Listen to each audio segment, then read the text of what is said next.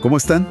Revisaremos en este análisis un ejemplar de la revista Tío Landru, del 24 de julio de 1968. ¿Qué tal si una pieza que es mucho más que una revista de humor? Totalmente.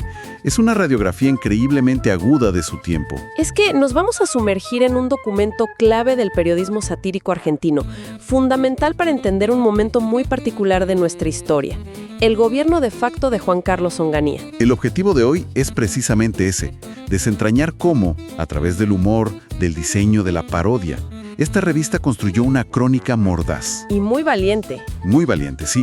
Para esto, tenemos el ejemplar mismo y una serie de documentos que analizan el contexto, la diagramación y las claves de su humor. Exactamente. No vamos a ver solamente de qué se reían, que ya es fascinante, sino cómo lo hacían.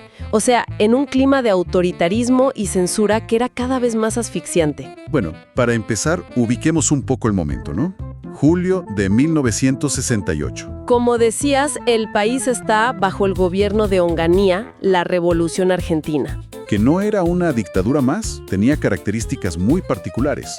Un autoritarismo que se pretendía casi fundacional, con una carga de conservadurismo moral muy fuerte. Un conservadurismo que se metía en todo, en la universidad, en la cultura, con la censura de obras de teatro, de películas y, por supuesto, en la prensa. Y es ahí donde la revista ataca sin piedad. Claro, es que hay un término que ellos mismos acuñan que es brillante: libertad de pensamiento. Es genial. Lo dice todo. No es libertad de prensa, es libertad de pensar lo que el gobierno quiere que pienses. Y lo ilustran de una manera formidable.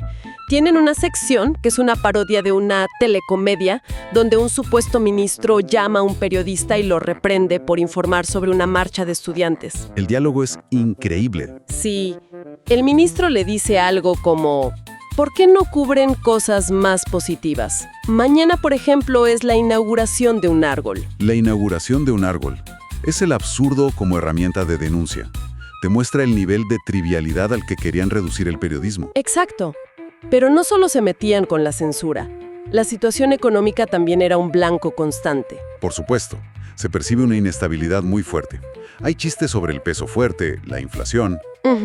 Y una crítica muy directa a la crisis de vivienda.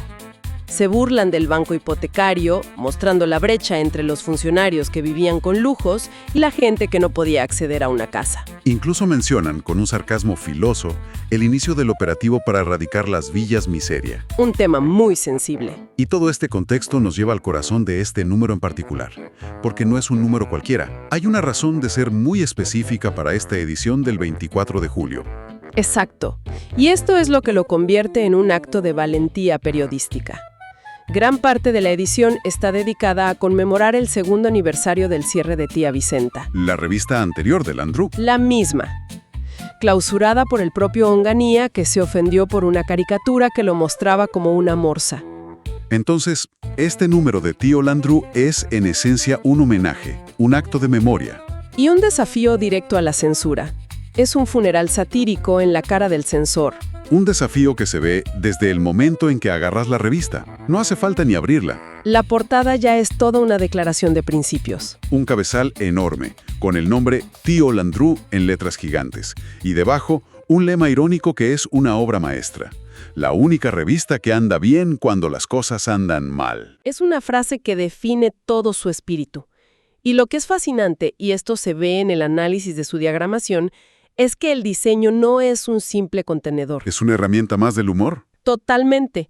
Uno abre la revista y se encuentra con la sección Misas y Funerales, y a primera vista parece sacada de la página de sociales de un diario serio como La Nación. La tipografía gótica, el formato, las cruces chiquitas. Es idéntico. Cuesta creer que sea una broma. Claro. El ojo no entrenado podría pasarlo de largo. Y esa es la genialidad. No es solo el texto, es el diseño el que está contando el chiste. Se apropian del lenguaje visual de lo solemne para dinamitarlo desde adentro. Y detrás de todo esto había un equipo notable. Porque Landru, Juan Carlos Colombres, era la cara visible, el director, pero no estaba solo. Para nada. En esos mismos avisos fúnebres por el alma de Tía Vicenta, se lista a sus fieles colaboradores. Es una constelación de talentos de la época. Una lista impresionante. Estaba Manucho, que no es otro que el gran escritor Manuel Mujica Lainez. Estaba Caloi, que después se convertiría en una leyenda con Clemente. Pi Vilar, Faruk, A. Camarota, que era un joven Adolfo Castelo.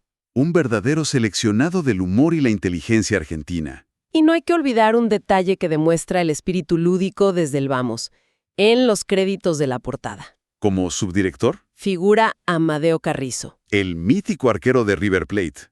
Es un guiño inmediato al lector. Desde el primer vistazo la revista te está diciendo, atención, nada de lo que vas a leer acá adentro debe tomarse de forma literal. Estamos jugando, aunque el juego sea muy en serio. Exactamente. Bueno, y aquí es donde se pone realmente interesante. Analicemos los chistes, las armas de la sátira.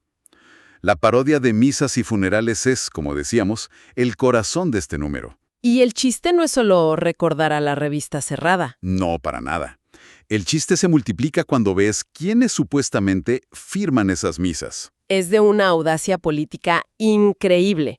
En un mismo aviso fúnebre, lamentando la muerte de tía Vicenta, aparecen las firmas de Pedro Eugenio Aramburu, Isaac Rojas, Arturo Frondizi y Arturo Ilia. Figuras políticas absolutamente irreconciliables, presidentes derrocados y los militares que los derrocaron. Todos juntos en el mismo aviso. Es como dinamitar la grieta de la época desde el absurdo. Totalmente.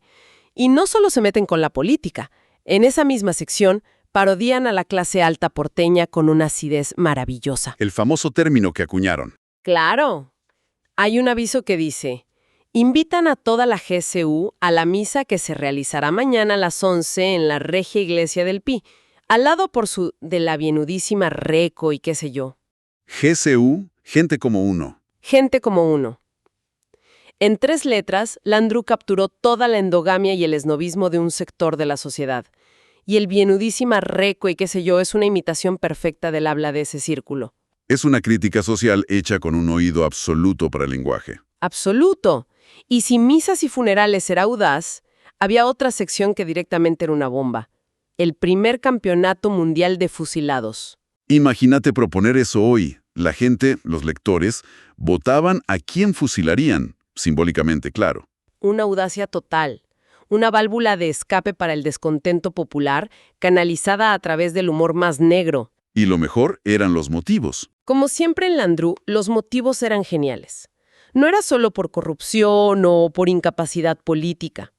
Al banquero Julio S. Villonero, por ejemplo, lo nominan por un escándalo financiero. Eso es esperable. Pero a la actriz Isabel Sarli, la razón es maravillosa. La nominan porque a sus desnudos les dice desnuditos. Ese es el nivel de absurdo. Mezclaban un escándalo financiero gravísimo con una crítica casi gramatical, una ridiculez. Esa combinación de la crítica política seria con lo trivial era su marca registrada. Descolocaba a la censura y al poder, porque, ¿cómo te vas a ofender por algo tan disparatado? Y no tenían miedo de nombrar a los poderosos. Mencionan constantemente a figuras del gobierno. Al propio Onganía, a los hermanos Alzogaray, que eran figuras clave del liberalismo económico, o al ministro de Economía, Krieger Bacena. Y a uno en particular le dedican un proceso satírico completo en este número, fusión y turismo. O sea, en la práctica, el jefe de la propaganda y el principal ejecutor de la censura del gobierno. El enemigo natural de la revista, su némesis. Y en la revista lo someten a un juicio ficticio. Lo acusan de amordazamiento de funcionarios y culto de la personalidad. Y lo más fuerte de todo es que publican una foto de él, pero con el rostro del monstruo de Frankenstein. Una imagen brutal que no necesita más explicación. Entonces, si juntamos todas estas piezas, ¿qué significa todo esto? Este humor era una herramienta de resistencia muy anclada en su tiempo. Pero la pregunta inevitable es, ¿cómo resuena hoy? Y es una pregunta importantísima, porque la sátira de Tío Landru era increíblemente directa. Nombraba ministros, generales, banqueros. Era arriesgada. Uno podría preguntarse si el humor político actual... En un contexto de polarización extrema. Claro. Si mantiene ese nivel de mordacidad o si, paradójicamente, se ha vuelto más cauto para no ofender a tal o cual sector de su propia audiencia. Es un buen punto. Y sobre la censura. Ellos luchaban contra una censura estatal explícita, con un tipo que podía cerrar una revista. Hoy, la mayor presión sobre el humor viene del Estado. O viene de la llamada corrección política, de la cultura de la cancelación y de la autocensura que imponen las redes sociales. Es una dinámica totalmente distinta. La censura de Onganía era un martillo, te caía encima y punto. Hoy es más como una niebla. Un humorista puede ser cancelado por la audiencia por un chiste. Y aunque no es la policía golpeando tu puerta, el efecto de silenciamiento puede ser igual de potente. La autocensura, por miedo a la reacción del público, es, quizás, el Frischknecht de nuestros días. Los tradicionales, algo muy serio, y lo subvierte. ¿Sigue siendo efectiva esa parodia en la era digital, cuando los medios ya no tienen esa centralidad? La pregunta sería, ¿cuáles son los formatos serios de hoy para ser subvertidos? Claro. Quizá no es un aviso fúnebre, sino un post corporativo en LinkedIn. O un video de disculpas de un influencer o un correo de recaudación de fondos de un partido político. Cada época tiene su propia solemnidad para ser dinamitada. Y finalmente, el lenguaje. La revista popularizó términos como GCU para burlarse de una clase social. Creó un código. ¿Qué jergas o acrónimos usa el humor actual para señalar y ridiculizar los códigos de ciertos grupos? Pienso en términos como tincho o milipili, por ejemplo. ¿Tienen el mismo impacto cultural duradero que tuvo la gente como uno de Landru? Es difícil saberlo en el momento, pero sin duda el mecanismo es el mismo. Encontrar una palabra, una sigla, que condense y ridiculice una actitud. Landru era un maestro en eso. En definitiva, este ejemplar de Tío Landru es mucho más que una simple revista de chistes. Es un documento histórico. Un acto de resistencia cultural que utilizaba cada recurso a su alcance, desde la tipografía hasta el absurdo, para pintar un retrato fiel y crítico de la Argentina de 1968. Y para dejar una reflexión final, este número es, en esencia, un funeral satírico para una publicación censurada, para Tía Vicenta. Lo que nos lleva a preguntarnos. Claro, ¿cómo los humoristas de hoy procesan la pérdida de espacios de expresión? Cuando un programa es cancelado, cuando una cuenta de redes es suspendida. Se mudan a otras plataformas, cambian su estilo. O el humor simplemente se vuelve más efímero. Exacto. ¿Cómo se vería hoy un número fúnebre y satírico por un podcast cancelado o una cuenta de Twitter suspendida? Si desean explorar por cuenta propia documentos y el caudal de información que se atesora, visiten Mágicas Ruinas, mágicasruinas.ar, en línea desde 2003. También búsquennos en Facebook, donde diariamente publicamos crónicas del siglo pasado. Suscríbanse y activen las notificaciones. Seguiremos explorando juntos otros archivos.